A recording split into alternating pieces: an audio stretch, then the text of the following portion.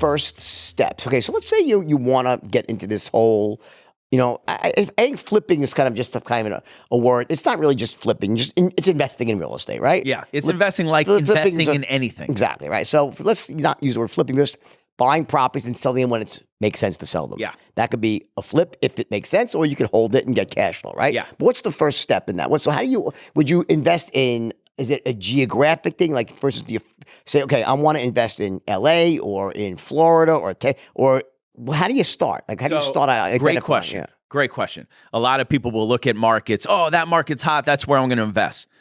I always believe that I invest in the places that I know best. If I can drive around and I can physically touch the properties that I own, then that's where I'm going to invest. So you can invest right here in LA. That's my advice, is invest where you live. Okay. Because you have full control of what's going on. You're not, you don't have something across country that you can't deal with for some reason if there's ever an emergency. Okay. That's number one. Number two is you have to surround yourself with the correct team. Okay. You're not reinventing the wheel. Millions and millions of people have invested in real estate in their life and have done very well and are available for you to pick their brain and surround yourself with these people. So you got to find out your financing type of options. You got to link on to somebody who's done it before. Learn from them. Be a protege. That's cool. There's no rush in doing it. Once you learn everything and you want to take the step forward, when I look at real estate and buying it, I buy value adds. I'll never buy something again where I can't add value. And the best way to add value is added square footage. That's what I look at. So the first thing when I'm looking at a flip, I call the city, I call my expediter, I say, how much more square footage can I add to this property if I buy it? Okay. And if it's nothing, it's much harder to take something and make it worth more when you're not really changing it. Coat of paint's not going to make the same difference as an extra 1,000 square feet, basically, right? Exactly. So that's what I look for. I have an interesting story. We've done a lot of flips in our lives, and it's funny you say a coat of. Define flip. When does a flip become not a flip? So is there a sort of general time frame, like under a year, under 6 months, or the 2 years? Is there? So there's different levels to flips. Okay. So I have flipped contracts before where you lock up a house in escrow.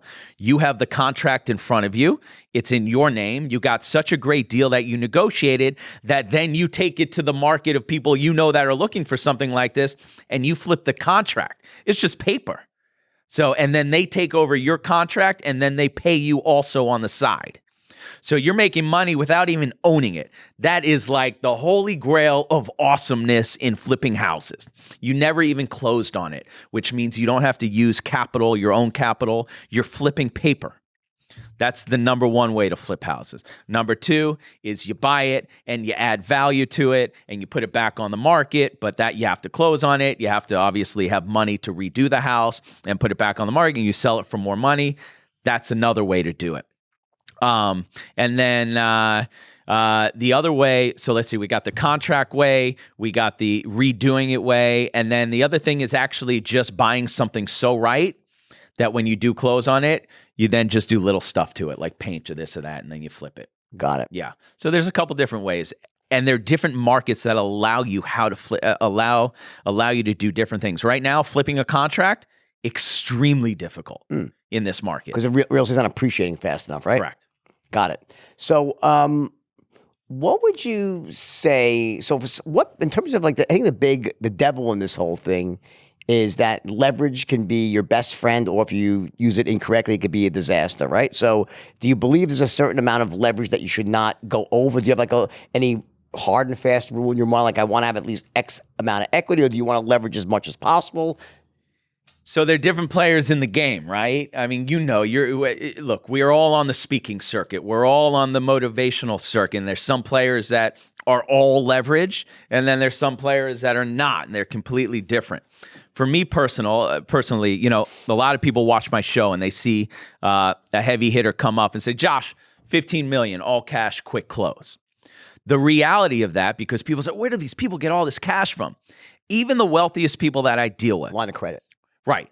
The wealthiest people that I deal with, they might buy the house and refinance out of it and pull cash out. They have a line of credit at a 1% something with their premier bank, their private banker.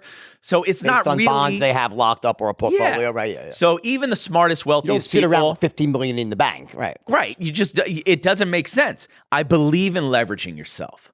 I believe in using the system to create opportunity for you. What is that point of over leverage? Man, that's tough. That's a tough question.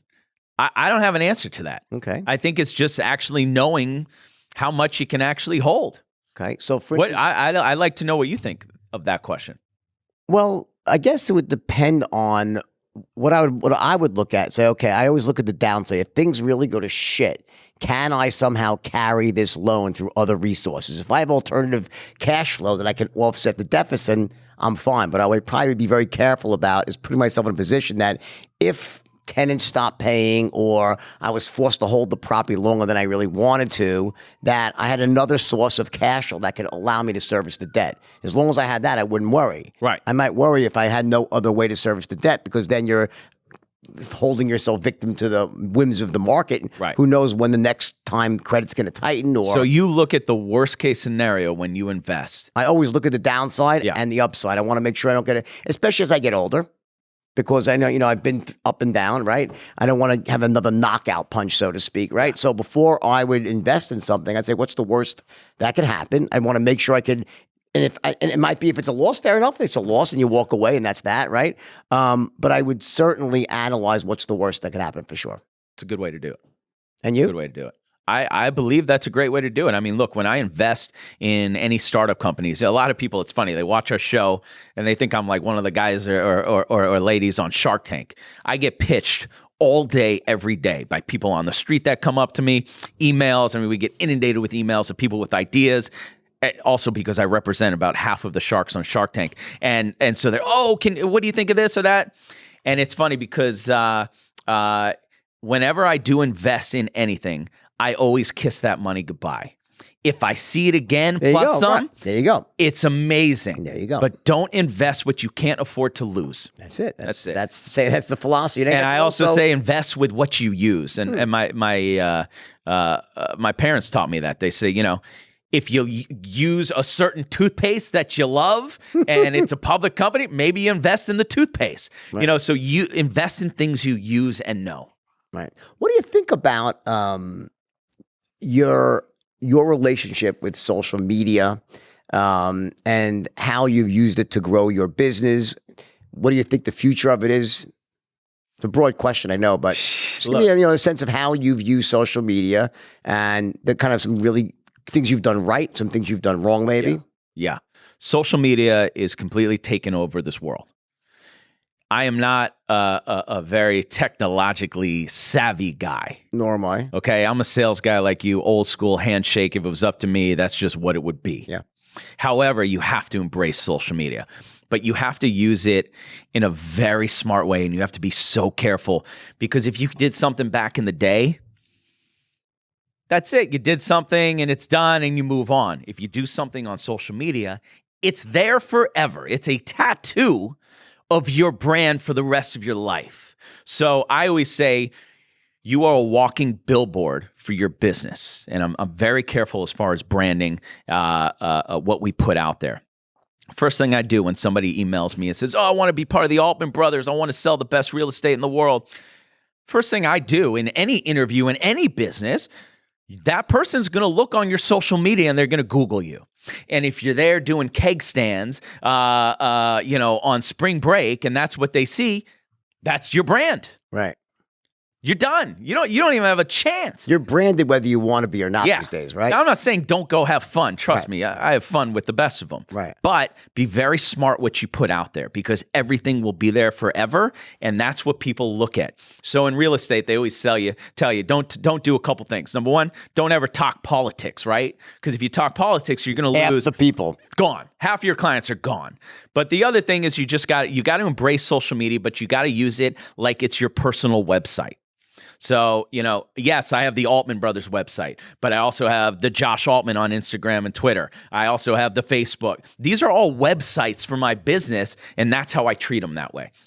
I did a I just sold a house that I double-ended down in La Jolla. It was the most expensive sale this year. It was $21 million. I represented the buyer and the seller. You do the math, that's a very large paycheck. I sold the house because of a YouTube episode that I shot of the house that I put on YouTube. Somebody saw it, sent it to the buyer. The buyer says, I just saw your YouTube episode, called me up directly. Next thing you know, we did a deal. And that's 5% on really like, a $20-something million sale. Not bad, right? Not bad at all. You got to embrace it.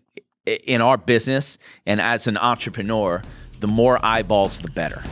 And that's how you're going to get out there. There are a lot of gigs out there that suck, that people aren't happy about, and they do every day for the rest of their lives, and they're slaves to their jobs. Find what you love.